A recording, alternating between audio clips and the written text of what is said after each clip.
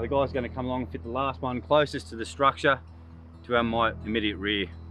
We've got some PLP representative coming out to witness the guys fit this. This is the first time this system's been used in Australia.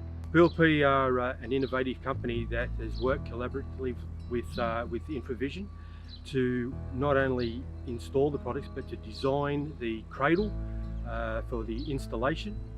And working with Infravision, we were able to come up with a sequence, a standard, an opportunity to look at some innovation and providing the utility networks, whether it's transmission, whether it's distribution networks, a different perspective on installing products using drone technology.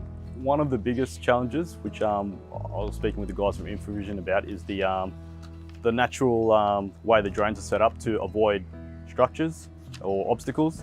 In this case, we wanted to get near them so they can install these bird diverters. So we worked with Infravision to work out ways to use the drone without its inbuilt obstacle avoidance system.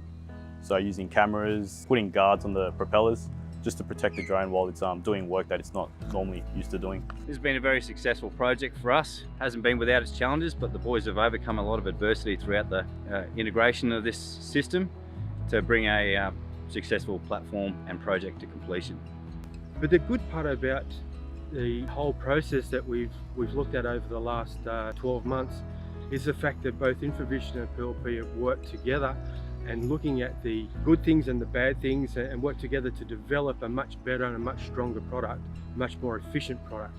And what we've noticed as well is just the speed that these guys can install the bird diverters, not having to set up mobile plant on the ground before they can install, and guys not needing to climb the towers so they can install. So yeah, there's that added benefit as well.